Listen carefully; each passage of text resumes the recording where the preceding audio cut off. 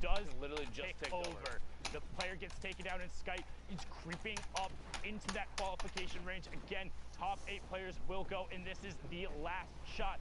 How they earn the points: top 25 is 3, top 15 is 5, top 5 is 7, the Victory Royale is 10. Each Elim is 1, and Skype certainly knows that. He's been playing absurdly aggro. If he hits you, he wants to go.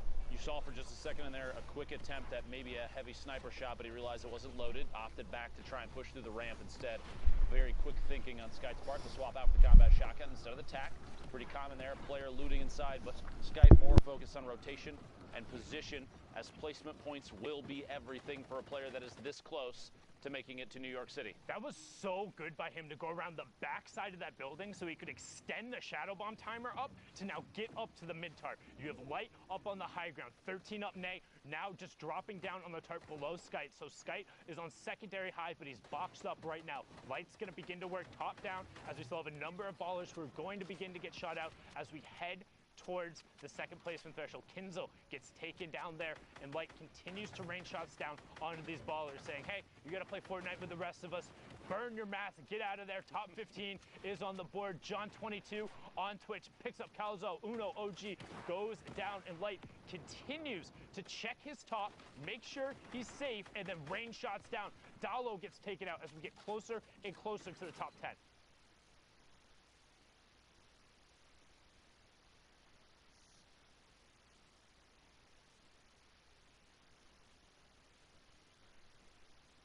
Possible 9 players left, and Light is looking for a peak shot on a player in rotation, trying to challenge potentially the high ground. The pyramid of the play underneath kind of signals to me maybe not pushing up just yet, and I think Light realizes that, taking a chance to look down at maybe other players in the move, and yeah, he sees another one. There's a scent of potentially realizing he's not going to be able to take it, pops the shadow form and goes all the way down to the far side. We're nearing the top 5. Now, one thing to keep an eye on, look at the points next to the names. 56 on Light, 64 on Skype. This is for a trip to New York City, as Light is able to pick up 59 there. They want everything they can. 6 Shades, he gets Rapti, but Skype trades it right back out and loops back into the zone. Skype on the edge of the mountain tries to find the jump pad, and he gets it going to the sky. Light trades out Miles on the top, so now 60 to 67 points, but Skype on 55 HP. Light pops the Shadow Bomb. What's he gonna do? Opts to drop down, so now Skype has to know he's down there. Skype has no mobility. Storm ticks it over. Light gets the Elim credit as well, and that's gonna push him up to 64 as well, so evens it up. We're getting down to the final moment. Depending on where this was in their games played, we're looking at 64 and 67 players for Light and Skype respectively. That potentially could have been a prevention for Skype to make it to New York City, or pushing Light all the way close enough to qualify if he has a game left. People have to realize these end games, when you see players at those point counts fighting it out for the Victory Royale, it can mean the difference. We saw it, I think, last week in NA East, a team just literally fighting the last second, the very last match, and the fact that one team took the win is what put them in the placement to make it to New York City. It was week 6 duos, and it was RBK versus the Cooler Boys. The Cooler Boys ended up winning the 2v2 from the low ground, got the Victory Royale, and the 3-point difference from the Victory Royale, not even the Elims, was enough to deny the RBK Boys the spot. So when we talk about high impact eliminations, high impact engagements, and everyone mattering, when the queues are closed, these are the last matches on the server, so not exactly live, but about 5 to 10 minutes delayed, you are deciding your trips, you're deciding other people's fates, and these are the moments when you need to clutch up. We've talked about before, you don't have to be the best, but you need to be better than the person across from you. And when you're dealing with the best of the best in a trip to New York City, that's still got to be really good. Yeah. And that's why I'm here behind the desk and not at the game. I'm so glad these guys are so good. They make our job so incredibly easy. And so much fun. If the gameplay was really difficult, it'd be hard, but it's so hype. You guys are so good. Just shout out again one time, #Fortnite World Cup, to all of the players who have competed in the arena, in the tournaments, on Saturday, on Sunday. Thank you so much for doing this and making incredible plays and giving us this opportunity. I do want to say too that one of the most common, I think, criticisms of competitive Fortnite is typically Oh, the shots through. Kills Only's almost finding that Elim. Gets one big hit. Can't quite find the second. Exotics does pick that Elim up. I was going to say, one of the most common criticisms of competitive Fortnite is, oh, everybody's sitting in 1x1s, not doing anything. You know, it's kind of slow play from time to time. I want them to pull this stream up and watch through these European games. Let us get to NA East and NA West and just how much pressure they apply at times. We literally just saw a player run out, push through a box with a heavy snipe, and push inside and get an elimination, feeding into like window edits and shots through there with the combat shotgun. Competitive Fortnite, there's tension, there's action, there's pressure applied from every angle sometimes. You really have to dig in and watch long durations of this to see all the craziness that happens, because people are elevating the gameplay every time we watch it. There's so many nuances, and I think the best part for me is every single day there's something new somebody is doing to push the envelope. Yep. There's always something somebody finds that is able to do. In every patch that comes out, somebody finds a new combination, or there's something that's slightly better, as Excite has now picked up 6 Elims in this match. We've seen 3 of them. Woo! We've now seen 4 of them going to work with the legendary AR and the Shadow Bombs on the rotation, getting himself over to the sides of zones and then posting up and taking shots. You can notice, again, one thing, when you box up on an opponent's material, go over and up a grid space. You never want to be on the same level or one wall away from somebody else. Make them break 2 walls every single time, always.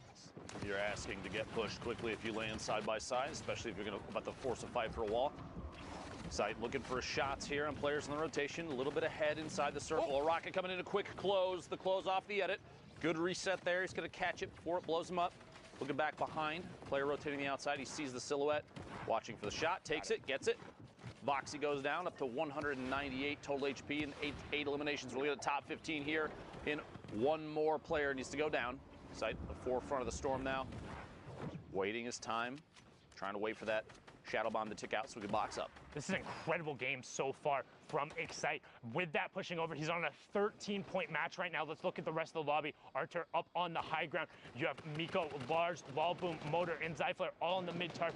Rest of the players on the low ground. You see Noodle Kongan just get ticked over from the storm there. Motor going to begin to work top down, sitting on 41 points. Gets the headshot, knows there's white damage there. Player in the box, sees him get eliminated, but he wants to continue moving forward. That was Maxa and Excite, who both just got picked up, and Motor is completely out of builds with no elims. He has to find something or has to find a way to drop down. Luckily, a player building on the tarp beneath sees the Shadow Bomb drop, and he's going to use the Pine Tree to not take fall damage. Find Go-Go's on the side, and also gets all of his mats and a med kit on 80 HP. That could be huge. You have the ability with the campfire, but he's dealing with such limited ammunition in terms of the small rounds. Wallboom goes down to Artur, and we get closer and closer to the final placement threshold before the victory royale. Motor opts to pop the campfire early. If he goes to full 100, this could end up being detrimental to him trying to medkit if we go to full heal. However, don't think that's going to happen with 90 seconds left. Antaret gets Miko, and we're into the top 5. 44 points right now for Motor. Pressure from above. Gonna have to box up and wait. See if anybody can make the move. Like you said, a big material pickup just moments ago for Motor, but not enough ammunition to make a difference. Artur on the ultimate high drops down and reconnects quickly. Very important move there. You see he places a couple services and builds his way back up. Quick shotty shot. Anthrax trying to apply pressure. Player drops in, shots on the outside, gets Lars. Gonna have to rotate into the zone quickly as that storm is ticking for 10. 3 players left and pressure from underneath. Anthrax sitting on 2 builds, 15 bandages, but it's not gonna be enough to keep himself safe unless he picks up this Elim. Maybe some materials, 2 big hits. Can't quite find the elimination. Gonna try and get ahead of the build. Shot from above. Pressure from the third party, and Motor picks up that elimination. A 1v1 heads up situation. Motor at a huge disadvantage in the storm, ticking slowly, and Artur sitting on enough builds maybe to apply pressure. Down to 10 now, the drop in, and finds the elimination. Only 2, but it still gets the job done. A 12-point victory royale pushes Artur to 42 points thus far. And again, don't forget, with the prize pool being doubled this week, even if you don't get one of those qualification spots there, the money is doubled in every single one of the placements. So each one of those interactions could be the difference in a little bit of a bigger paycheck. But now we're swinging right on board over towards one of the snowy biome areas in Happy Hamlet. 38 players in this match. I think Happy Hamlet's worthless. In what's it like? As in you don't like the drop spot, it's or terrible. as in like the town like shouldn't have ever been developed? I think that they have outdated laws about leashing your dogs, and I also think that the loot positioning is poor. I do not like Happy Hamlet. If you agree with me, hashtag Fortnite World Cup. All right, hashtag Fortnite World Cup. What is your favorite solo drop spot? I know Lupo's is a not Happy Hamlet, so what's your favorite solo spot? What's your current solo drop?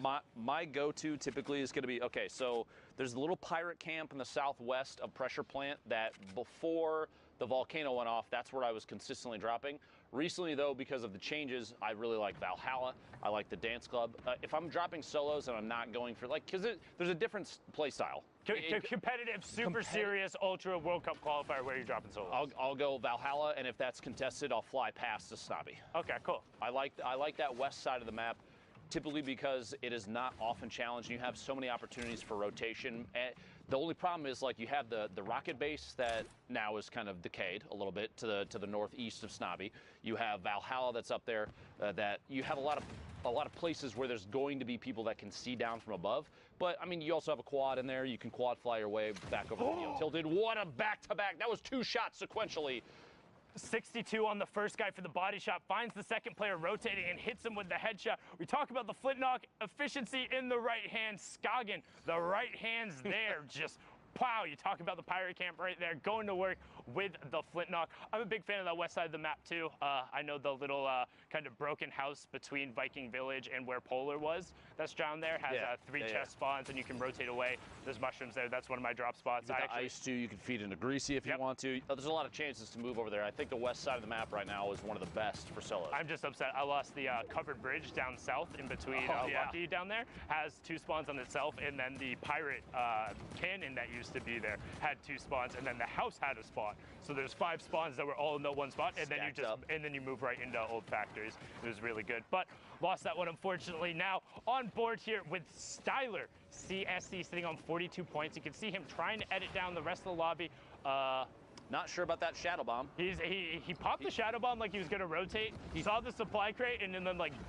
I think he thought about it for a second and said, you know what, I already used the shadow bomb. I don't want to make this, I don't want to feel like this goes to waste, so I'm just going to, instead, I'm going to push for rotation. But you can see in the bottom right-hand corner there, that supply drop just goes completely to waste. There was no one there. Let's look at the rest of the lobby. Martaz, Crippa, Waldo, Kisanth, Orc H, Fool, Bayonne, Mods, Blazin, so many players. Mexi over there in a baller rolling around. Talazito in there and still above storm damage. So if you are rolling around in the ball, you will be getting the ticks going there. Have to play aggression, have to play aggressive going through to turn that off or just tag somebody. Knox in the feed a second ago, I believe, being eliminated by the Storm. Looks like that threshold did get to him, down to 31 players. Need 1 more to go down before Storm Surge is no longer a factor. 94 above right now for Styler, taking quick peeks, maybe thinking I need to get a hit on somebody before it's too late. I'd say back-to-back hits is pretty good there. Pick it up an Elim, pushing it to 30 remaining. 1 through the wall to the right. Quick shot, misses twice, but finds a third. Tart goes down, picking up the second Elim so far for Styler, sorry. 29 players left. We're 4 away from placement points. And this is so many people trying to rotate simultaneously through not even the ultimate low ground, but just kind of the mid is just full of people. Every single layer is a fresh tarp, and you have tons of new builds and a lot of metal coming up. A lot of metal going through it, and you got to work through the old builds as Brism gets taken down and misses out on the placement point. So now on board here with Haibuzin as he makes his rotation. Mexi out of the ball, it picks up Savid. Ghosty gets taken down as well as Haibuzin as he edits down, gets the shot, and then the tick over from the fall damage, I think? No, that player might have gone through. I think that player that he shot actually survived. There was a storm. Oh, it was the other player who went through. Gotcha. Yep. Okay, understood. Fool picking up an elimination with fall damage in your feet in the top. 4 Elims right now. Haibuzin trying to push up through. Like I was saying, the player builds that are out there right now, so difficult to push through if they're metal. It requires so many more melee hits from your pickaxe to try and break. It's going to slow you down. You're going to take storm damage from it. It's going to put you in a worse position. You won't be able to get to the forefront of the storm while other players are trying to rotate.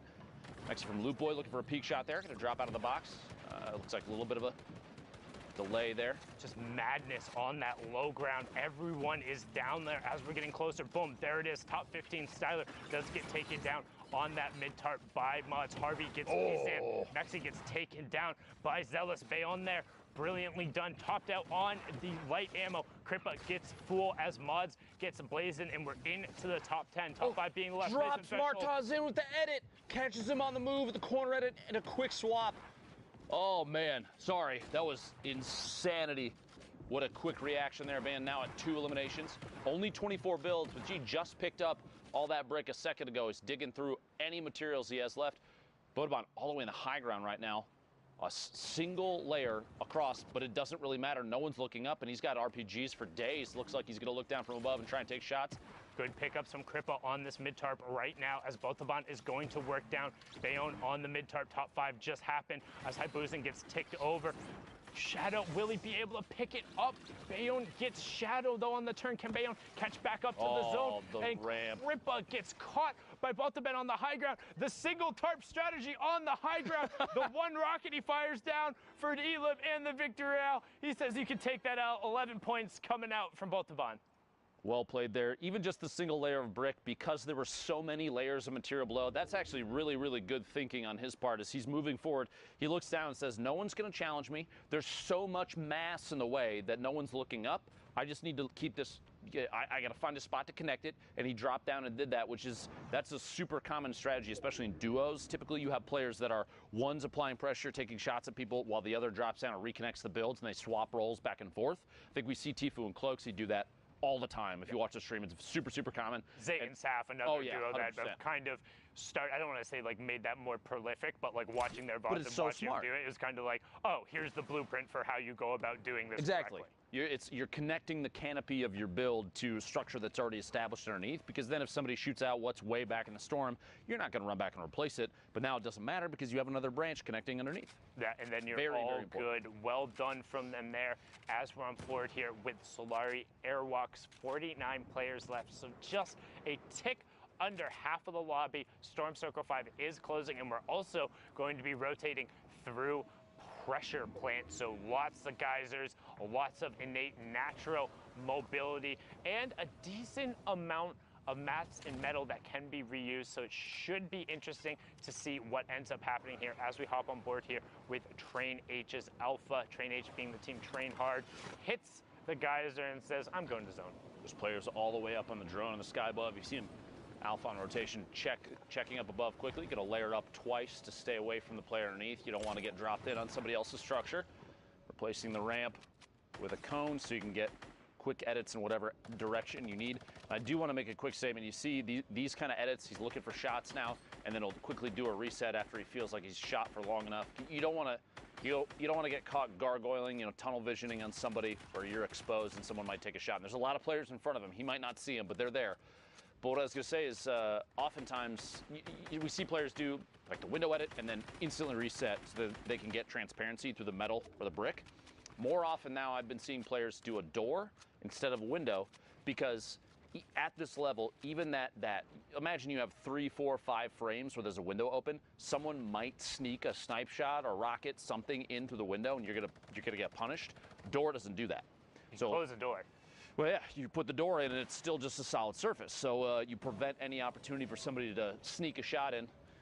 Yampi there, I was going to say, you might want to reset that window, speaking of. Mongrel in the lobby, Crew in the lobby as well. You can see Mongrel currently sitting on 55 points. Last time we saw him, he was at that 50 mark, so down to it. You can also see Storm Surge. He's 98 damage above it. Again, that will get turned off at 30 players, so expect aggression to come out. Second Shadow Bomb being popped and just trying to get to the far side of the zone, get away from people, box up and be safe. Mongrel wants to play patiently, wants to not be eliminated early. Generally, you're used to seeing him play much more aggressive, but with everything on the line, with the queues being closed, with the last opportunity to book a seat in New York City, he knows he can't mess up. He has to get points here if he wants to be going.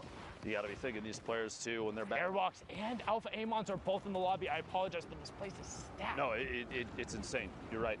I was going to say, players typically too at this level that are watching the queue and watching the leaderboard, they're going to ready up and then they're going to immediately go look to see where they are on the board as they go into the next game. Even sometimes they have a chance during their, like when they're boxed up in here, they'll pull up the leaderboard if they can on the website, something like that, and see if they can find out just how many points they need to make in order to place Does not surprise me that Mongrel's trying to play a little safer.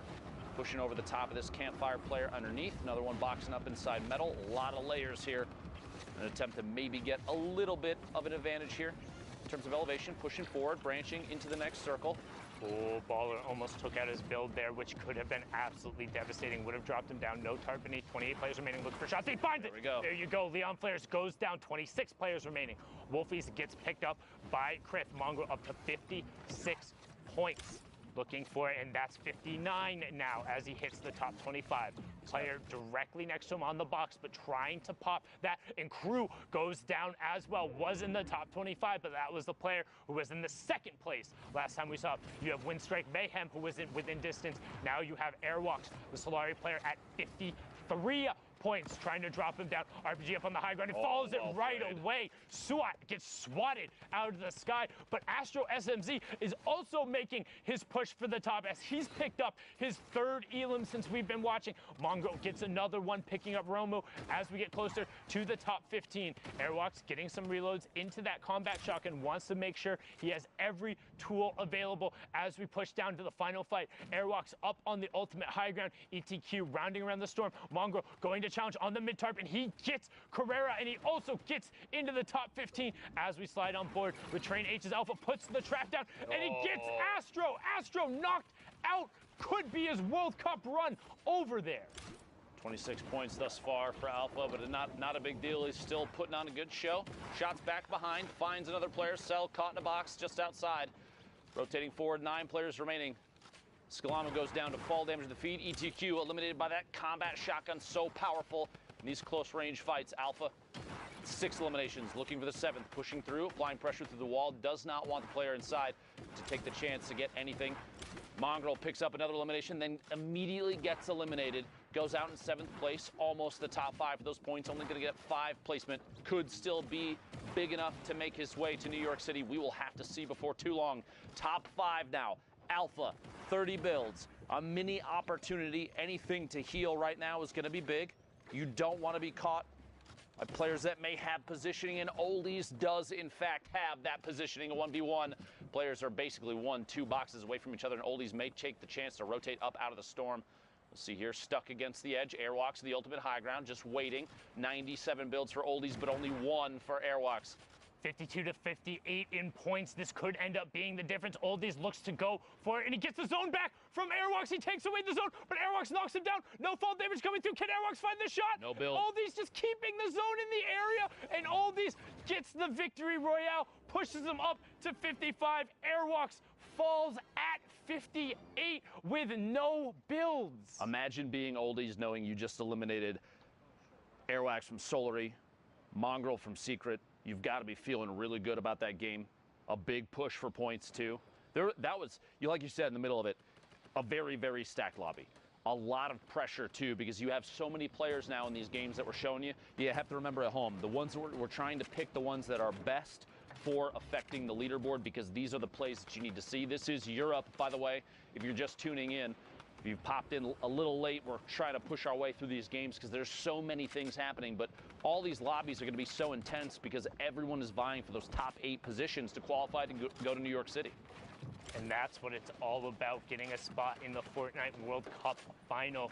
This is week 9 of the online open qualifiers, the last chance in the solos competition. And if you want to sit on that stage, if you want to be playing with the best of the best, the Bizzles, the Vivids, the T-Fuse, the Dementos, all of those top players on the stage with FaxFox and Vanny, you have to clutch up right now in these final moments and against the best players, because if you're unfamiliar with how the tournament matchmaking works, it's 3 hours, 10 matches, and as you climb in points, you're matched with players close to you in that point range. So the matches only get more difficult, the players only get better, and these are the times, these are the fights you have to win if you want to be playing for your shot at the $30 million.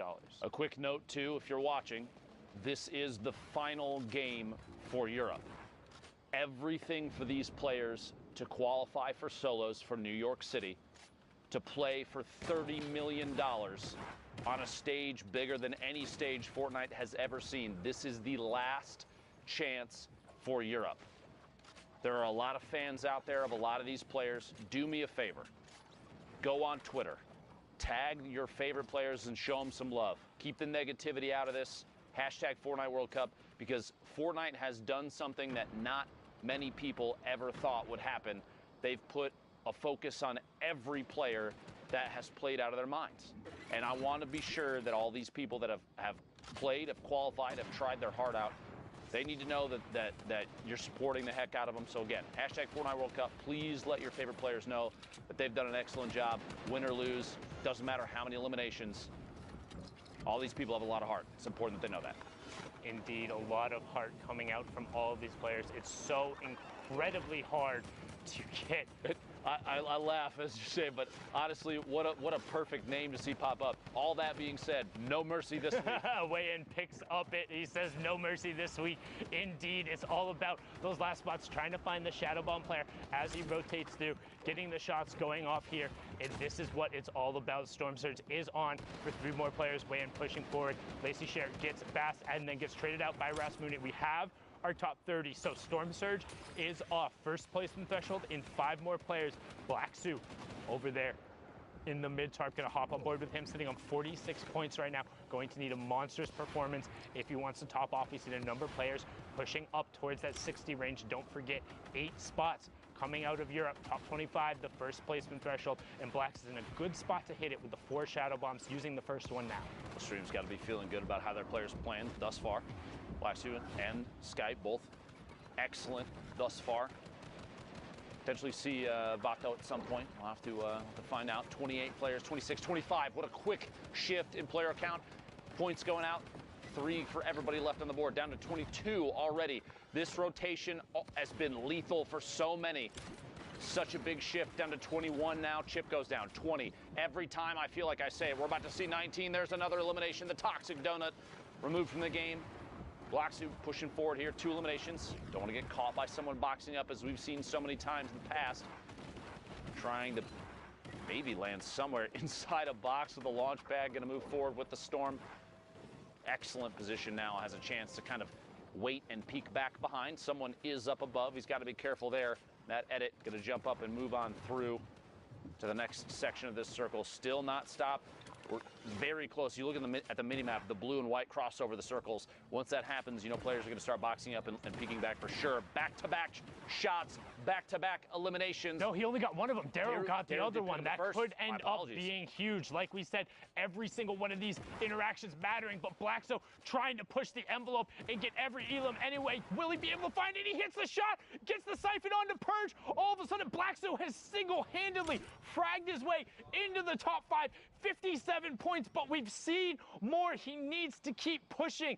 This is the last match on the server. This is the top 5. Frenzy, Nate, Screeky, Masato, and Blackso will be closing out the European region. Blackso right now extending the timeout on the Shadow Bomb. He's in your bottom right. He drops down. Nate gets taken out by Masato. Frenzy begins to work. Top down. Takes 55 fall damage. Blackso pushes in. Him and Masato in the same box. Masato disengages around the side. Blackso desperately trying to find the shot. Needs everything he can. Top 4. Screeky goes down as Masato finds it. Frenzy continues working from the top down, but Blackso needs the space. No builds left on Frenzy. 47 points for him, 57 for Blacksu. This is his chance. Can he get Lestream to the World Cup final? He's looking for it. He finds the first shot. 88. Can he convert? No. Frenzy picks up the elim, but he finds the 30 right after. Needs the elim and the victory royale. 461. But can it be enough? And can he close it out? He's looking for the shots. 49 shield,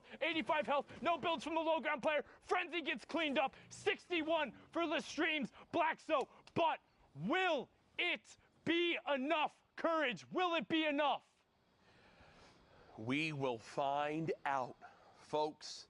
5 weeks of solo competition have led to this moment in Europe. The queues are done, and now it is time to find out who exactly has made it on through to the Fortnite World Cup finals. Who will take up those final spots from the European region? I think it's time to take a look. Here we go. Ladies and gentlemen, Wow. First off, congratulations to Andretta, who throughout the entire day was in that top spot Crew, Skite, Light, Mongrel has made it on in. Was what everyone was wondering if he was going to do it. Yep. People had high expectations. He clutches in the end. Emku, Teak, and who did we just see in that last game? There you go, man. Blacksu, he makes it in for Lestream. That's huge for the French-speaking community because we saw Solary already go through, and Lestream kept getting edged out every week, but now it's Blacksu's time to shine. Really quick, though, Andretta. So you talked about this guy's been on fire all day long. Yeah. We actually kind of pulled stats on his previous week qualifiers. For the previous solo weeks, 291th place, 127, 218, 610, and now first all day long. Went from like 50 viewers on Twitch to like 20,000. Send Andretta some love. All his hard work has truly paid off. These are the 8 that are coming through, Courage. Congratulations to them. I think there's one more thing we can do. It's time to punch their ticket. Zeke, I'll start over here. Start over there. Boop. There you go. Andretta made it. Crew made it. Let's hit the middle one. Skite made it. There you go. Light. Mongrel. Congratulations again, brother. In the middle. Emku, and finally, Teak, and wait. There you go. Blacksu as well. There you go. The 8 players from Europe who will join Moffin and Rona season, as we saw earlier, making it on in. Incredible stuff. Europe was an insane day today, just as we expected. High-level lobbies, tons of people left all the way to that 5th zone. But here's the beauty of it, folks. We've got more action to bring you. We're going to go to a quick 5-minute break. When we come back, we'll catch you up to speed on some of the other regions before we kick off the NA East action. Zeke, this is it. This is the last chance, all right? People need to know about this block party, all right? This is your last opportunity to get them involved, to get them hyped. Zeke, everyone's gonna be there, all right? DJ Zeke's gonna be there. DJ Sundown's gonna be there. Everyone's gonna be there, all right? The people are waiting. All right. You know what, man? I'm DJ Zeke. I don't need no card. But what you need to do is buy your tickets to the block party. Tickets are only $35, Fortnite fam. Listen, all right, June 15th, 16th at the LA Forum. Day 1, Creative Showdown. Listen, all right, Team Evolve built an incredible map. Spoiler alert, it's dope. Day 2, Celebrity Pro-Am. 50 pro gamers, 50 celebrities, all battling out for a $3 million charity prize pool. What more do you want? What more do you need? Fortnite fam, you need to be there because we are ready to party with you. Bam! Heyo Fortnite fam, Sundown here, and today we're going to talk a little bit about the Flintlock pistol and its impact on competitive play. The Flintlock pistol is a great addition. Sometimes it'll just change the course of a fight. The things you can do is insane. You can get height with it. It shoots pretty far. You can almost use it as an AR at the beginning game just to get one shot. It'll hit for like 80, 90 in the body. And this is looking really good for Horrify, but the Flintlock is going to get the high ground. Nikiva, such a smart player. The Flintlock is a common and uncommon weapon that uses heavy ammunition. It does 86 or 90 damage depending on rarity, and it has a 2 times headshot multiplier. This means that outside of a sniper rifle, it has the highest single shot damage potential in the game. However, the Flintlock only allows for 1 shot at a time, has pretty decent damage fall off, and also takes 3 seconds to reload. In addition to all of this, the Flintlock also has a mobility component to it. When fired, it will impulse the shooter backwards, and if the bullet strikes a target, it will impulse the target away from the shooter. This can allow for some tricky plays to be made. Player there, runs out in the storm, jump, finds him, yeah! We've seen a decent amount of use out of the Flintlock during the Fortnite World Cup online open qualifiers. So let's hear from some of the qualified players to get their opinion on its addition to the game. If I'm low on HP and I have to choose one weapon, it will be this one. You can actually like kill someone from 200 HP to 0 without taking any shots. And it's also really good for competitive play because if you're high ground or if you want to get away from a situation, the Flintlock, when you use it, it knocks you some distance so you can get away or you can get high ground over someone. I think just adds a lot of like different plays you can make with it. I think it's good. I personally really like the flintlock. I think it's a really good weapon. I think it's a really, really strong weapon in the right hands. You need to know how to use it, and you need to base your whole game around it if you want to use it right. It's just the kind of weapon we need more. I definitely think it's one of the better things that have been added skill-wise. I like that it's so versatile. I really like it competitive. Definitely deserves a spot in here. Thanks for watching, and hopefully you saw how the Flintlock can be utilized in the right hands. What is the best Flintlock play you've done or seen? Share it with us using the hashtag Fortnite World Cup, and we'll be seeing you guys on the battle bus, or maybe Flintlocking through the air.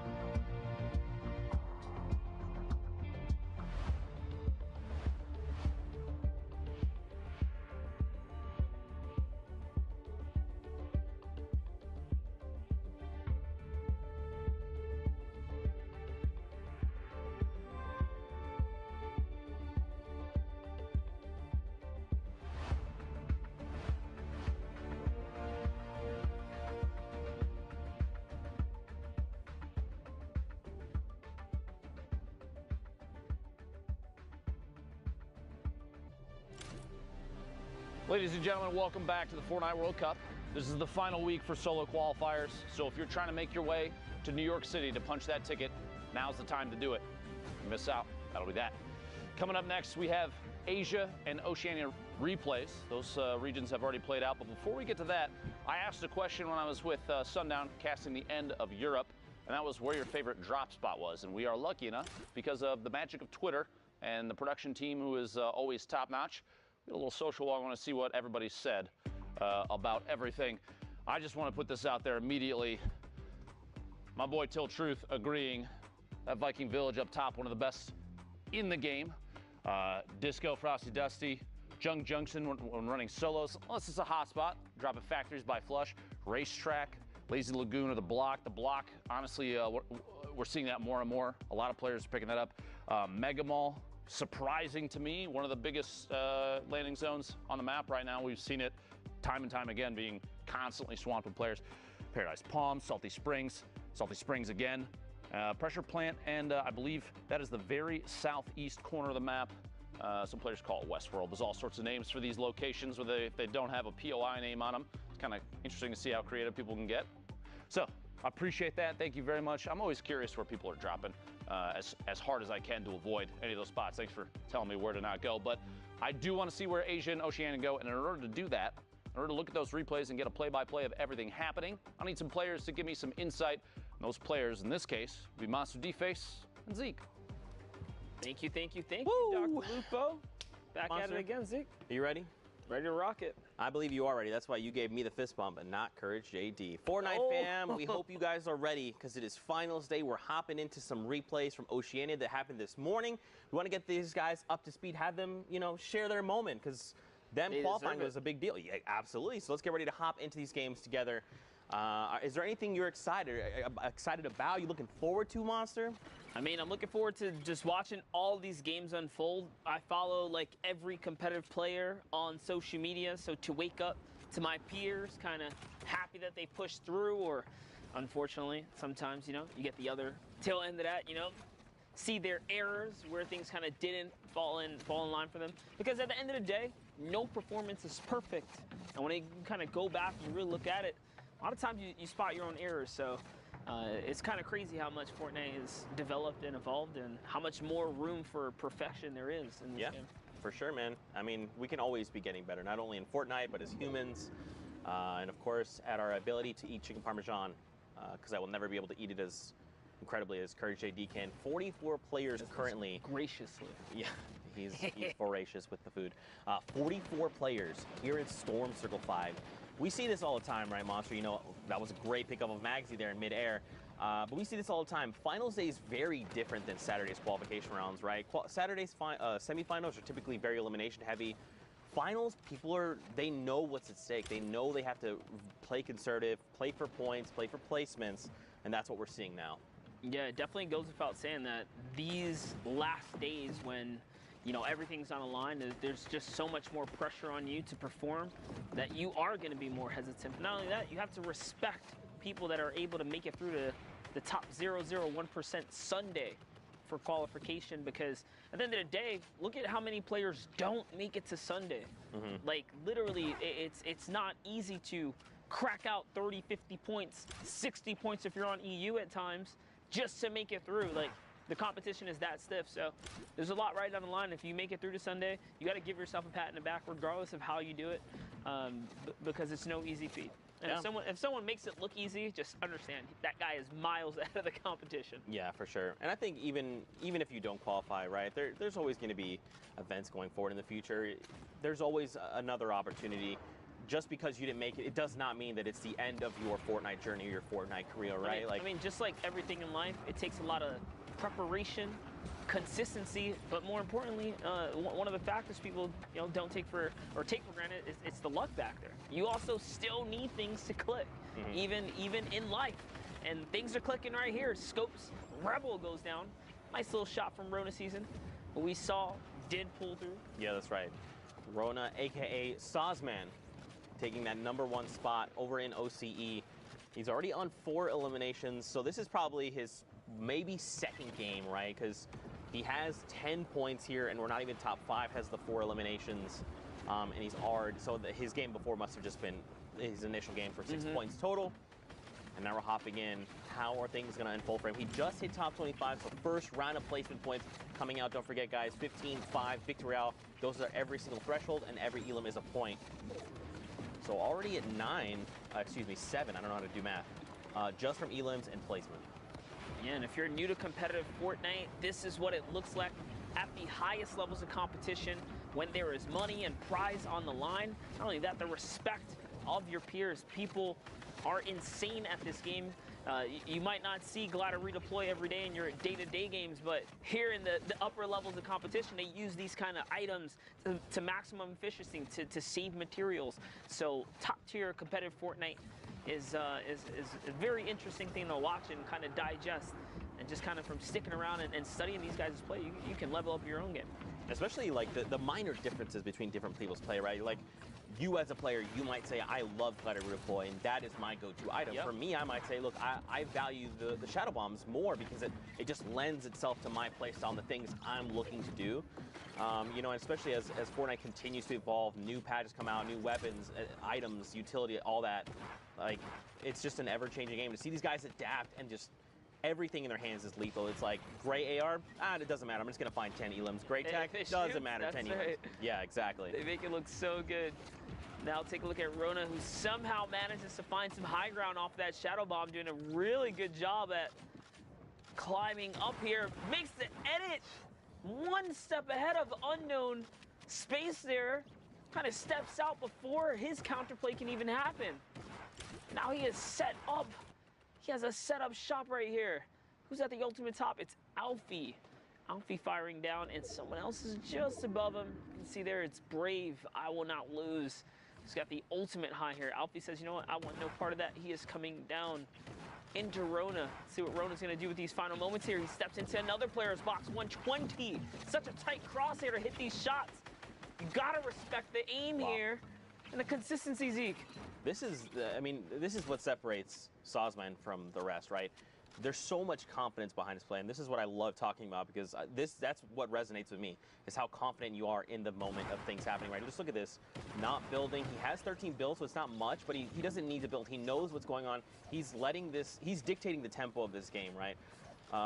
Right now, Sozman is on that lowest level. Bray is up above. And now, I mean, Sozman's got 10 elims, all right? This is huge. He's going to try and go against Bray. Now, Bray does have more materials, 35-2, but now they're saying, you know, let's go toe-to-toe. Can Sozman line up the shot? He actually drops down below Monster. This engagement didn't even pan out. Oh, is he going to be able to get him? Is he going to be able to break these builds and bring him down to him? You saw Rona Season was just trying to stick it all the way through. And Rona Season is Sawsman, guys. For those of you guys just tuned in, so these final moments are here, are everything. He's looking to get these low ground peaks. He's got the Storm in his favor. He's still tracking with it. And he hits every shot, every single peak, every moment, every pixel goes to Rona. And that's what I kind of talked about, dictating the tempo, right? It was Rona who was telling everyone else in the lobby, this is what we're doing now. Because you saw the player above, they had health advantage, they had shields. Sawsman didn't. He was down to, what, like 50 HP and then pops the slurp. And then that other player was so afraid to fire back because he was like, look, this guy's going to crack me in the face every single time. You can just tell by the way he's moving. He's confident. He sees that win. And that's what I was going to say. Like, it's so funny that even with the high ground, sometimes you can just tell a good, like, low ground warrior will poise up in such a way that you're like, dude, if I, like, look over, like, he's going to shoot me. Like, you know what I mean? Yeah. Like, you just know. So in those final moments, you kind of just knew, man, he was going to get shot. And, you know, hate to see it not be able to clutch up. But on to the next, guys, is ORNZY. Ornzy. I think that's making me, like, sending me back into my previous You Fortnite just games know, where it's right? like I want to fight a guy and I'm like, this guy's crazy. Like, why would he do this? Yeah. I'm just gonna get this guy, and then he just completely demolishes me. I'm like, he is crazy good at Fortnite. That's what was going on. Now look at this, Ornzy my here. gosh. Yeah, 2 of Great them. pickup. My goodness, 3 elims just like that. Now keep in mind he's outside of top 25. So he's got to be a little bit careful here of how he navigates. Again, on the right side of your screen there, you see Sawsman, again, the person who qualified from OCE. His name currently is Rona Season, aka Sawsman, just to make sure you know. But look at this loadout, dude. It's looking good. One of the underrated things about the minigun is the extreme high fire rate. It might actually have the highest fire rate in the game when it's fully cooked, and because of that, it can really punch through builds, even if you're trying to stay on defense. So if you guys haven't given up the minigun a swirl, I should say, try and pressure someone down when they're in the box with it, and let me know if you pierce through the turbo build, if you get some shots. But don't forget, guys, we're tuning in straight with the OCE games here, which already kind of developed over the evening here at the Fortnite World Cup. Players have already punched their ticket to New York City. This is the last solo opportunity. Next week will be duos, but today it's all about the solo action. You can find yourself in the Big Apple. Big Apple for a slice of pizza, like Golden Boy likes to say. I don't know why I like to keep perpetuating that, but here we are. For a slice at 30M. Yeah, there you go. You know, something really cool about Rona's loadout, look at this. He's actually maxed. We were able to see his mat count there for a little bit. He's completely maxed on everything. He actually has extra metal laying close by. Max rockets with the 12. Completely great AR. Look at this, 650 rounds of small ammunition, 130 slugs, 8 deploys, a single shadow bomb. Sure, you know, he probably wishes he had 6. But this is a loadout you want to make plays with. He's going to send shots over to the player, trying to get in. Lucas is going to get caught out, making a rotation, and that elim puts him in the top 25. He is there, knocking on the door here, and this is how his journey unfolded to make it through to the Fortnite World Cup. Every opportunity that he has to take someone out, you can see he's singling out players and taking advantage of the positioning, but hopping around the map. These are some other players' journey as well, as we have Ariel here looking for the heavy snipe, finds a weak opportunity in the build. Whoever that is up above him is going to manage to connect the structure, but you know what? Ariel pops a nice little cone up. He's trying to go for it. He's really trying to get a piece of this high ground here. And now he disengages the pursuit, but is still tunneling on by. That's good though. You know, if you don't have all the information, it's best to not try and go for the play, especially in finals. If this is, you know, semifinals, go for it, right? Like at worst, you're just set back a game, you could re-queue and everything's okay, but in finals, every single interaction does matter. So for Ariel, you know, he could have potentially challenged for that high ground, but it's like, I just kind of use my heavy snipe. I don't have that key to all doors. Let me just get myself to safety, take a moment, reload, gather more information. And because of just that slight pause, look, he's now in top 15. He found an elim, which he was hunting for before. He just finds it in another place. And now he's still just continuing. He picks up a Rift to go as well. Heavy snipe going to be picked up too.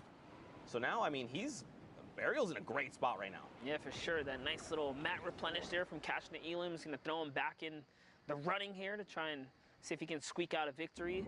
Up at the high ground, we have other things unfolding. Kalen goes down to Samurai. Sosman still alive in the mid-tart, putting down pressure. Squall's in a campfire here. That's a signal to the rest of the lobby that, hey, there's someone weak nearby.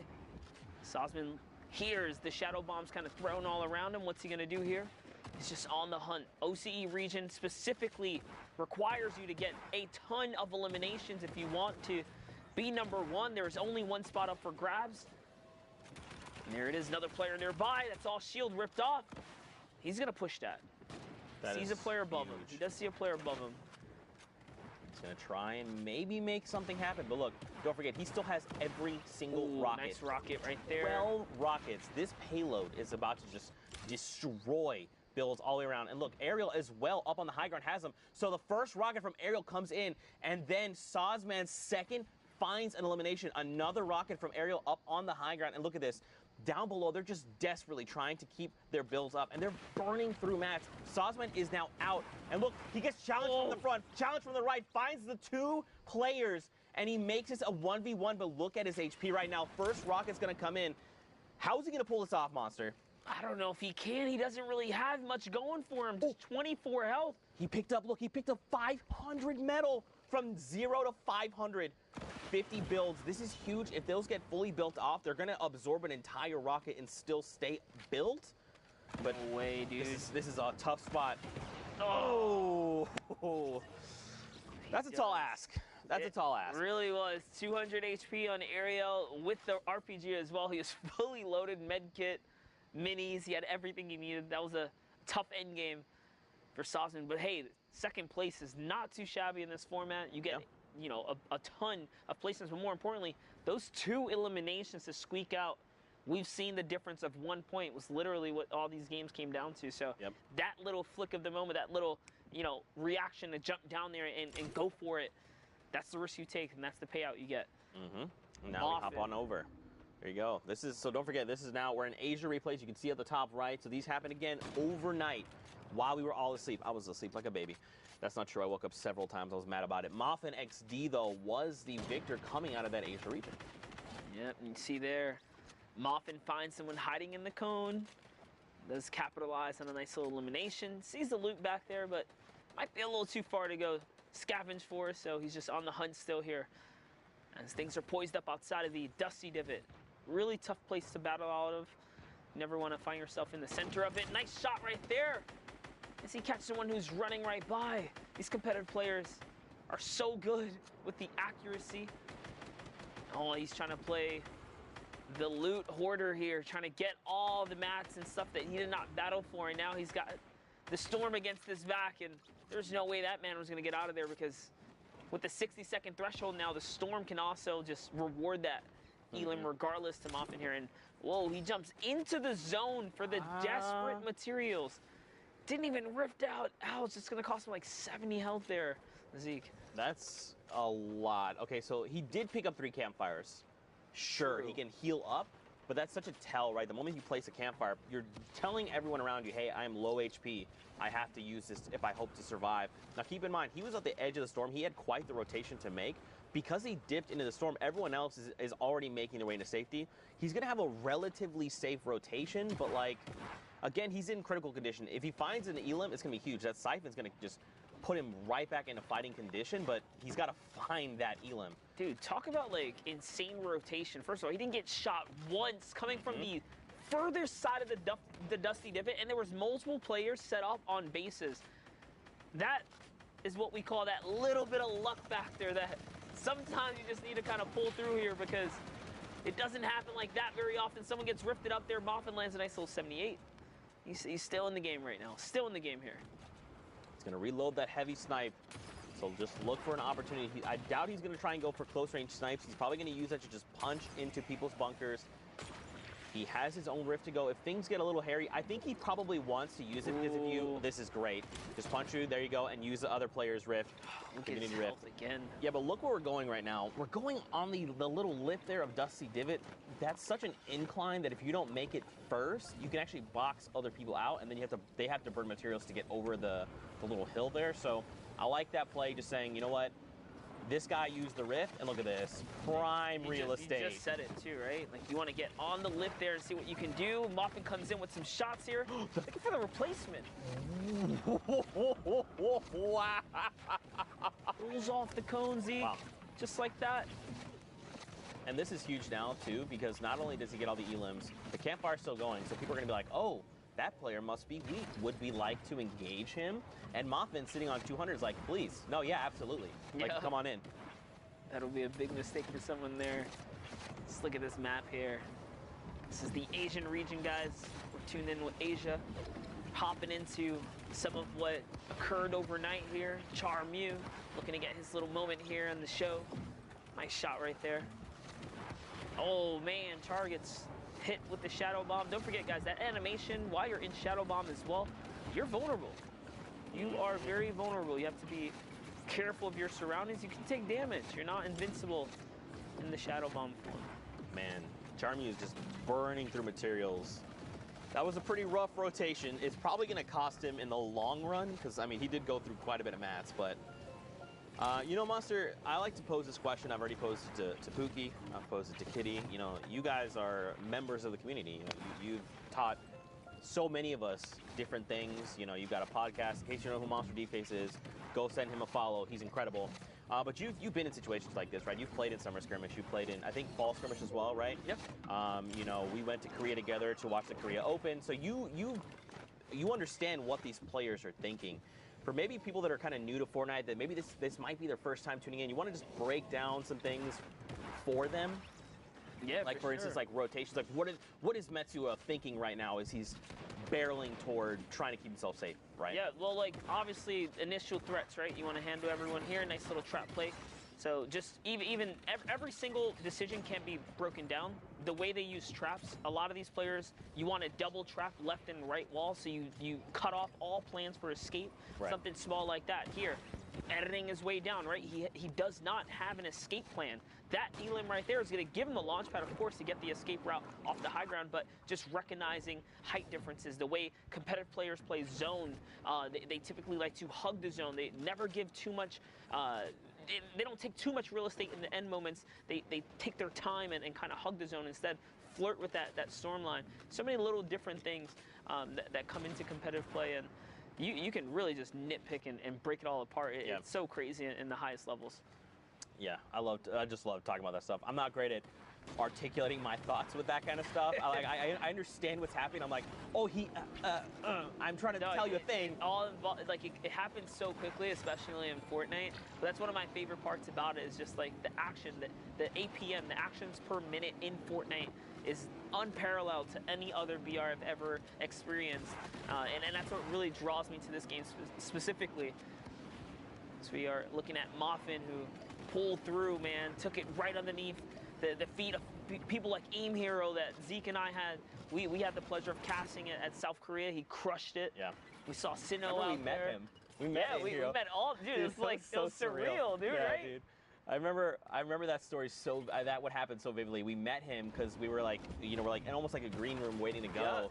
Yeah. And we saw players around us, and Aim Hero was like, he popped in the room, and we're like, oh, hey, like, Matter of fact, remember, there was like this divider, we were standing over it, and they were like, Zeke, I love you. And I was like, wait, what? And they were like, yeah, you're Zeke and you're Monster Deface. We were like, wait, oh, first of all, congratulations, Moffin XD. You know, we know you're the victor, and that is exactly why 11 eliminations and the Victor Royale, 21-point game, massive lead for him. But yeah, I remember, and then they just called us out. They're like, yeah, you're Monster and you're Zeke. And I was just like, what the heck? That was definitely crazy to think outside the country. Yeah, that was like, what was we're so... out the country. This is Fortnite on a global scale here. Man, how you know, it's so crazy. That was like at the beginning of the year, and now here we are, dude. Yeah. How time flies. We have not made a full year casting Fortnite yet. This thing is just like exploded. Oh goodness, the snipe like coming out! Oh, wow, what a massive shot coming out of Moffin there. And look, check this out. 31 players left. He's already on 6 eliminations. This guy is crazy, and this is who is going to the World Cup Finals. This is the level of play we will see in the finals. Yeah, Moffin's going to have to bring it. When you put a player who's only experienced one region, let's just say, against the likes of the rest of the world, yeah, who knows what region is really going to come out on top. Keep in mind, too, though, guys, you know, EU and the American regions, the European and American region, will, of course, have a larger presence just off of the sheer numbers. So it is going to be interesting how the top 20 turns out, especially considering, you know, some presence a little less than others. But, I mean, all these guys are equally skilled. That's right. In some capacity. They're all deserve to be there, all of them. And you know what's funny too is we interviewed, in case you missed it earlier, go back and check out the VODs. We actually interviewed Sosman, the winner from OCE, and you know he was just basically explaining, like, you know, we asked him how do you feel about going into the Fortnite World Cup Finals, and he was like, oh, you know, OCE plays differently than NA does, and it's going to be interesting for me going to finals and competing against that because we just play so differently. So I almost, in my head, like, I just imagine everyone kind of playing their own game going into finals, but at the same time, like, you got to think this is a $30 million prize pool. This is huge. You know, the biggest stage ever for different places. I mean, but that goes against everyone else too, though. Sure. Because that means, like, oh man, just think about it. I think finals gonna have its own meta. They're gonna have a style, and of course the pressure's gonna be high, guys. I think the real question is who's gonna have the confidence to take a fight and win a fight. Like, who is straight up gonna have the confidence and just be like, you know what, I don't respect your builds, I'm pushing you. Like, who's gonna be that guy, right? Because that's really what it comes down to. If you are confident like that, that's why you see people like Bugga, Dubs, Clicks, right? Stompy. They was like, what duo are you? I don't care if you're Kinstar. I'm gonna take your wall right now. Exactly. And that level of play is why. And dude, we've seen Stompy do it every week. Even this time around, he got 11. He was just outside of top 10. So trust me, he's still here, guys. That's what they do. They just do crazy plays. Yeah, that's actually something you taught me way back when. Is you cannot. Let's say it's just Zeke, me, and I'm in this game somehow. I don't know, some alternate universe, and I'm good at the game, and I'm fighting off against someone like Moffin here, who qualified as that #1 player going into finals. I cannot stop and sit here and go, that's Moffin. I know what he's capable of. I can't make a mistake. I just have to go. It doesn't matter who that is. I just have to play my game. I have to play the very best that I can. And at the end of the day, that's all I can ask for, right? Like, the moment you stop and think, Tfue, I think that it's already too late. You've already made the error, right? Like, you can't stop, and some people can't. So they're like, okay, I know that's Tfue. I know he's going to try and probably do this based on what I've seen and the information I have. But if you're just sitting there and thinking like, oh man, that's Tfue, I don't know if I can fight him. Like, no, you can fight him. You've made it to finals for a reason. Take the fight if you think you can. Yeah, right? It's also going to get crazy too, because for Fortnite World Cup, if you guys don't know already, we're going through full games. The early game story, the contestant, the points of interest, who likes to land where the map's going to be at that point, right? Things are going to change, and the game is going to be played in a way that we have not seen yet. And that's what excites me the most, is that we're going to see 100 of the world's best under one hub. The Fortnite World Cup. Oh man, Finals. I can't wait. I can't wait. And to see all the Fortnite fans there as well, kind of cheering on the people they support. It's going to be Are you ready amazing. to feel the crowd's energy? I'm going to cry. Rip through your body? I'm going to cry, dude. It's literally you're going to feel the vibration of the entire stadium. Just erupt when incredible plays happen, you know. Oh man. Man, dude, chills, dude, chills. Chills, dude. Oh yeah, we just fist bumped. You guys didn't see it, Fortnite fan. We had a little bit of a moment there. We hope you had that moment with us. Hashtag Fortnite World Cup. Are you ready? Are you hyped for the Fortnite World Cup Finals in New York City? Alter Ego here finds an elimination, cracks that player. Now this is his first elim. He's probably hoping for more, right? At this point, he wants as many points as possible. So he's gonna look to probably play a little bit more aggressive, right? But look at everyone else. Moffin, the #1 player who came through for Asia, is in this lobby, and he's dominating the high ground. 12 eliminations, by the way. He has just been shutting it down while we've been chatting up a storm here. Moffin going for the high ground. He's holding it. Nice little side jump right there. No errors coming out of him. And look at how he uses the boom bow to crack open all the builds. Nice little 82 right there. Here comes the pressure. Can he get the follow-up? He's looking for it. Nice little side jump, and that's another one. This player is in pickaxe territory. Bye-bye jackpot. And Moff could not even get the loot off that, couldn't get the spoils. Another Boombo crack open right there, and when a fresh build comes out, if you do not hesitate, you send a Boombo right away, you break it all open. So that's how he's able to just like catch these players off guard, because those roof panels are just, that's it, exploding right up. Yeah. Down to the low ground, CXV gets one Elim there, and it's Macy and Mev who's going toe-to-toe. Mob still just has the dominant position. Yeah, I mean, look, so he's going to drop down. He's got the single build, so he had to take a little bit of fall damage to rejoin everyone from the stratosphere. Macy's down below, and look at this. Immediately, boom, he says, I know you heard me take this fall damage. You don't know how much it was. They go for the challenge, and Moffin was prepared. He knew. Again, it's just about dictating the game, right? He's like, I want you to challenge me. You know that I'm hurt, how hurt I am.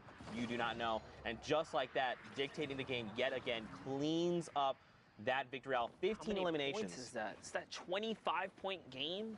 That's literally doubling his score out of nowhere. If you were in the top 10 and you had that come up, that's it. That's crazy. That's crazy. Now, guys, you know, we've had an awesome time, but for now, we're going to hit pause. Let's send it back into studio with Dr. Lupo, because I believe the doctor is in. What a terrible, repetitive joke, Zeke, but I appreciate the effort. I'm just kidding. Thanks, Zeke. Appreciate that. Crazy games from Asia and Oceania. You love to see kind of the meta changes and how different regions present themselves and the way that they adjust their gameplay relative to everybody else. But Europe today, and as we've seen multiple times in the past, Europe has done an excellent job of putting on a show like I think few people could even possibly imagine. And to talk about that and an interesting turn of events for who ended up at the top, joining me right now is Sundown. What do you think so far about Europe? Thank you so much, Lupo. Indeed, it was crazy. So just a couple of quick facts I want to write down. 15 points separated 100th place and 8th place. That means a 5-point victory royale was the difference of going to New York City and being in the 100th spot. That is absurd for how close it was. Blackso, in that final game we watched, pushed him up to 61 points. He was tied at 61, but because he had the victory royale and got the average elim at the end, it pushed him into the last spot. We talk about how every single interaction ends up mattering, and then unfortunately on the outside looking in, Airwalks, the last play we saw, if he had had one more build, he could have made it up the elevation and kept the storm. Instead, lost it, lost the victory royale, and lost his spot in New York City. Mitro also on the outside looking in, 2 top 15 finishes, but not being enough. That lets you know how crazy it is. However, the player who took the top spot was Cyphers Andretta with a crazy run, and we're going to be joined by him right now. Andretta, man, how are you feeling? I'm feeling very good. I mean, I would hope so. So we saw you yesterday put on an incredible show. In week after week, your placings have gone up. What was the difference between this weekend and all of the other weekends? Were you just feeling it? Did you eat your Wheaties for breakfast? What's going on? The thing is, the other weeks I wasn't that confident, but this week I decided to try and talk with someone while playing. So that kind of helped. Getting to like talk to people, getting them to calm you down and stuff. And I got good RNG. Very good. Nice, yeah, being able to get all of that and put it together. So you got off to an incredible run, winning 2 of your first 4 games. How were you able to get those victories? Did you just dominate them out? You had a solid amount of elims. What were those wins like? I was using the bowler to get the end game. And then I usually found out like when I needed to drop out and stuff to go for the eliminations. And I usually had my bowler until end game. So the thing is, you should try and keep your bowler until end game, because it's really strong. You can go out of your bowler, get a lot of kills, and win the game. Also, you can use the bowler to get height most of the times. Yeah, so I did that sometimes. And we saw you execute on that a number of times, which is kind of something we were talking about, pushing the gameplay and actually turning the baller into something that was aggressive. Now, kind of about midway through, you looked at the leaderboard, saw you were in such a lead and knew you'd be able to close it out. But my question is, when it was all said and done, and you saw you were there, you're in the #1 spot, what did you do? Did you run around your house? Did you go tell your parents? Were you celebrating on Discord? What was that moment like? I was celebrating so much. I actually got hosted by Symphony. My stream was going crazy. I was actually, while I was playing, like my 5th game, I started crying because I almost knew I was qualified. So that was probably one of the best moments in my life ever. I don't know what to say. It's got to be exhilarating, honestly, to know that, especially in Europe, which we've talked about as one of the most difficult regions to qualify in. Even with 8 positions, there's so much pressure there. But I got to ask a kind of a random question. I keep seeing the lighting change on your face. What are you watching right now? I'm actually watching the Fortnite stream. All right, you see yourself. There's layers here. There's layers. It's very Inception level. Well, thank you so much, Andretta, for joining us. Before we let you go, though, if you could do me a favor, please shout out your own channels, shout out your duo's channels, anybody you want to. Okay. So my Twitch is Andretta. My Twitter is Cypher Andretta. My YouTube is Andretta. And I want to shout out Shokoladen, and all the people in that Discord. And I want to shout out my stream. Thank you so much for the support. Awesome, man. Thank you so much. Again, incredible performance both yesterday and today. Congratulations. $10,000, a spot in New York City, and as Golden Boy would say, we'll have to get a slice of pizza. We'll be seeing you later, man. Thank you so much. Absolutely incredible. It's crazy to think just the age ranges too. You know, the kids that are so young, all the way up to, I believe the oldest qualified right now is 24 right now. Yep. Consider how much they're playing for too. I don't blame him honestly for getting emotional in the middle of even halfway through his games. It's insane. It's just nuts to me where he's like, oh, I didn't have the level of confidence. And then right after, it's like, yeah, about like halfway through my games, I started crying because I knew I'd done it. And it's like, that's the level of confidence you need to be bringing on the final day. Just huge shout out to Andretta.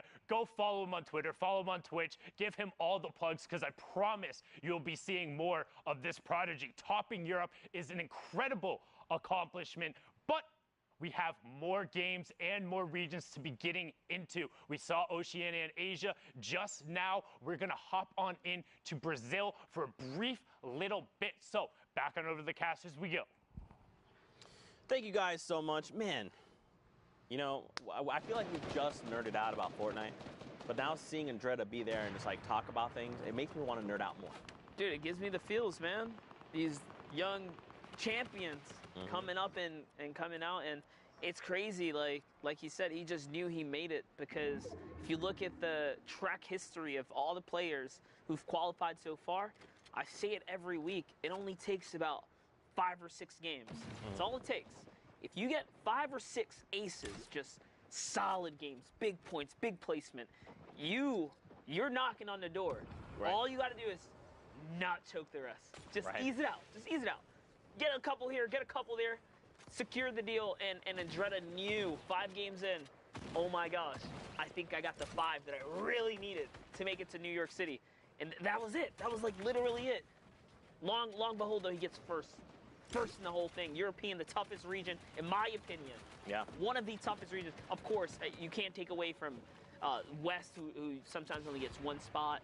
You know, OCE, Asia, and Brazil, of course, they only get 1 spot. It's crazy. That's arguably harder, but when you talk about mass player pool, Europe is hard, dude. To get #1 is insane. Well, especially for Andretta, I had a card not that long ago kind of saying a few of his placement spots. Last week, we watched him end in 610th place. And now, the last solo week, now to see him in the final week come out as that #1 player. You know, that's... It just clicked. You know, I would associate with, like, you know, there's 8 spots, and if you hit one of 8, great, awesome. I've qualified, great. But to be able to say, of that 8, I was #1, look, you know, Tifus of the world, you guys need to respect my game.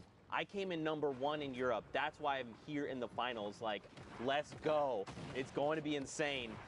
Oh, man, I love Fortnite so much. 23 people left in the current lobby, though. Monster hopping in Storm Circle 6. Now, guys, don't forget, we are hopping into Brazil games. These are live. For a moment there, we had the timer. We're about 1:30 or so left on queue times. Don't forget, it's 10 games. An hour. About an hour 40. Okay, I was close. Darn. I was just off by 10. We have either that 3-hour window or 10 matches to play, whichever comes first. And then, obviously, we're going to, you know, make sure that, because don't forget, you can queue up even with those last few seconds and then play out an entire match. So we want to just make sure everyone has enough time to wrap up their games, get those standings out. But here we go. Peru Hop in with him. 100 ping.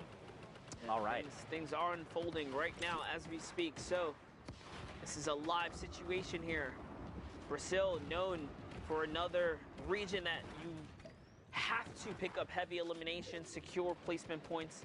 This is not just a win every game and you make it through scenario. You need the elims as well. Nice shot right there from Peru. 100 ping. Connecting with the combat. Oh, bumps his noggin right there, and it's going to cost him a second launch pad. Yeah, you definitely want to look up. You never want to make that happen because you waste a secondary launch pad, but it's okay. New rotation coming out. He's got to reassess. He's going to be able to get himself to safety. Now, he's already hit top 15, so everything's okay. We're still in the running here. But, you know, there's a lot of big names in the Brazil region. All the W7M boys. You see the red teams, right? You know, Snow, just to name one. You know, the X-Own King. So many talented players. Techno Viking kind of pulled through. Also from red, you know, man, there's so many players here that this spot could go to. Tries to challenge for the launch pad, doesn't get it, and says, Kin, I'm going to go ahead and shut you down. You took that launch pad, I need it, and that's what helps him make the rotation. Ooh, but he does get hit by a combat. It's Ice who's in the high ground, so Peru's now found himself in a dire situation. He's got to start healing. Tony's underneath the build, putting some pressure up, but Tony gets melted by Code, Pulsari, and so does Gabriel. Just gets owned by Vanessa on the edge there. Clip Node now putting pressure down. We're going to hop into his perspective here as he's looking for this combat. That's one, that's two. Doesn't find a third, but it's okay as he raises himself up into the layer. He's trying to get a brief moment of peace in this crazy storm that he's in right here. He can't even heal. A nice little shot. Fran, he catches him in the toe. It's going to keep him in the game here. This is huge, man. He's already on 8 eliminations. When we talk about elimination counters, especially on finals, 8 is massive. You know this player has been on a spree. And look at this. Clipnote looking to play it out as technically as possible, looking for these angles, waiting for people to turn their backs and send shots over. I think he's trying to go for the wall replace. Yeah, he hit this guy for white, so he knows he can take this right here. He's got to be careful, though. Can't let his guard down. Turns around. It's Peru, who was in a weird spot before. He was very low on health. Turns that one around. Someone else goes down to the storm right there, so Clipnote couldn't even get that. It's Vamos, who was still in the game. And Exakao holding up the high ground right now. What's he going to do? He's just walking on these builds. He doesn't have anything left. Neither does Clipnote. In the shadow form, he just obliterates the player. That was absolutely insane. But Clipnote is the victor of that game. Like, see what it did there? You maybe saw it, maybe didn't. It's okay. Next game, though, massive props. Oh, UCS. The clip and the this and the that. I just rhymed. No big deal. I'm not a rapper. 44 players in the next game. Moving on in. Man, he popped that ghost right in the sky. Maybe you could call him a ghost buster. Oh. Shout outs to Jeff. Right, I made your joke.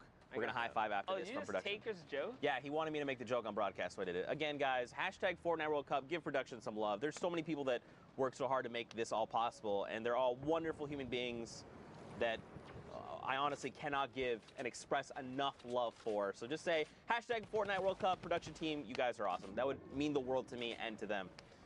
And an hour and a half. I guess 36 minutes. I'm just going to be specific because everyone's always like, you're rounding, don't do that. I'm sorry, it's just how I work. Yeah, Zeke, there's 1 hour and 36 exact minutes and 13 seconds at this current moment. Every second, every moment matters. That's right. Here we go. It's Fax trying to get this guy to come down. Combat redeploy. He gets behind the tree. Tree works out in his favor and Shadow Bomb. You saw it. He was like, dude, I want this elim. I worked real hard. I need to find it. And they Shadow Bomb out. They're like, no, no, no. Oh, and in the end, it was the elimination credit. He must have fallen to the storm. Don't forget, with those recent changes, you got to be more careful, man. That 60-second timer, you can't play around with that. Dude, he must have. I can only imagine in shadow form, if you wall hop off of a structure and it throws you back just a little bit. It must have been just enough to hold him into the storm. Yeah. And that's how Fax caught that elimination here. As the congestion, this is unreal for the Brazil region. You don't see it get this crazy, but 40 players basically on a non-moving zone right now. We're just approaching the first. Luco boy finds Mew Pao there, and Oni Tomori is putting in some pressure as well. Just kind of seeing what he can find here. Fax just waiting on by, trying to He's got the launch pad. Holding it in the hand. Yeah, he doesn't want to give it away because if you put it down early, it does make that sound and players know, all right, community launch pad, there you go. Great, you making sure that the storm overtakes it, so if anyone else wants to do it, they take the damage for it. Bro, we are nowhere. It's still 9 players. 8 players need to fall before top 25. Yeah, this is actually insane right now. These guys are sticking around for placement in these final moments here. But if you want to take first place, you got to get Elans here, and that's why Fax is being so proactive right now. Something to point out too, check the right side of your screen. The damage threshold, don't forget about that. Look at this number though, 1,000 damage above the threshold. This guy is putting in work right now. Fax, he is going full send. He is aware. He wants to try and qualify. Remember, there's a spot up for grabs in Brazil, and these are live games happening right now. So, you know, Oceania and Asia happen overnight. We still have to crown a champion coming out of the final solo week for Brazil. Yeah, Fax is already at 13 points, so if that was his game 1, he's way ahead of the curve here. This might be about his 3rd or so, but nonetheless, he's still in the running right now. These are some respectable points to be had. He's going for the high ground, catches him with a clothesline to Zoom, straight up, hits him with the 96. And now, he's in it, but he's going to go down to the low ground here. He doesn't want to contest for the high. He still has to pop some minis, and the server's collapsing on him with raining fire here. He's got to be extremely careful. Lucky for him, the high ground is in a battle of its own now. Fax catches a moment to regather himself as Ganks and Lorax is in the high ground. Man, and look at all these players coming in from the community launch pads, any rotational tools they had, the Rift to Goes. Oh, yeah. That's a weird place to be, man. You can't build on that thing. Yeah, you got to be careful. You have to build over it. Up and over. A shot into the storm. Oh, my. That is Tuelas picked up 2. Tate as well. Frita. Batata Frita. 2 eliminations of aim. Is that another? Oh, that one's just yoink from him. He almost had it. But credit is still to be had here as he is turning up right now. Bro. I can't pronounce that the way Zeke did, but Batata Frita is going in right now. He's looking for this high ground. You see the technical builds too, using the cone and then hopping out around, using that floor to catch yourself so you kind of save a build there? All right, Batata Frita, I'm about it. An 82 and a follow-up, that is Lorax. And he got the mats. That's what's important here. He does have the materials to hold out now. The high ground is here. Can he stick it out though? Yes, players are dropping right now. We're in top 6 suddenly. So all these placements are being divvied out. Just one more person goes down and just a little bit more is going to be rewarded to him here. Man. So you can see the shot there. This was really good from him, right? Making the decision to go high ground. Look at this. It's put him in the top 5. We were top 25 when we kind of tuned into him, right around there. And because of his decision making, he's gotten himself all the placement points. The victory route is the next threshold. And look, Monster, he's just looking to close this out. That's right, and I love it because he's just textbook holding his high ground, but he is out of mats now. So this is where you have to go down, uses the cone right there to sit on that, and he just has to give the high ground to Avir here. I believe that is Avalar, I think. Oh, Avalar, gotcha, yes, gotcha. I think so. Sundown can correct me at some point. He's going to go toe-to-toe with that player, though, and that is it. Good day, sir. All right, did he get mats off that? He didn't, Zeke. He's got the flint knock, though. He's got... he's got the combat. That's what he's got right there. One more shot to Wonder Erzin is going to go down. Is he going to go down? Yes, he is. Frita connects in the final moments right there and walks away with a 6 elimination victory royale. Man, 16-point game coming out of the Brazil region. You like to see it. Now, Fortnite fam, you know we've had so much fun hanging out with you, but for now, let's sit back in the studio and see what Dr. Lubo's got. Thank you, Zeke. Thank you, Master D Face, you legends. I know a lot of people are wondering, and yes, we're going to look at it here in a second because the tension in Brazil is high. South America putting on an excellent show, and we want to see what the standings are, so I'm going to take a little stroll on over. We're going to look at the board and see exactly where everybody is lining up right now, and here you go, top to bottom. Clipnote sitting at 51 points, 4 games played in 2 victory royales, but right on his tail, only King, 45, just 6 points behind, and only 3 games played. You see the spread here, not too far away from each other. Multiple players from previous qualifying weeks. King, Code Nix right there. Both players already have made their way. They've already punched their ticket to New York City, but consistency is key, as you can see here, an example of exactly that. You'd love to see it. Brazil, thank you so much for everything you've done for us so far, putting on an excellent show. But before we get into the rest of the games of the day, we're going to take a quick 5-minute break, so don't go anywhere except for maybe to the bathroom. Oh, sorry, half hour. I do this every time. Production yells at me repeatedly. I don't know how to tell time, all right? It's 30 minutes. Go get some lunch. Swing on back. See you in a bit.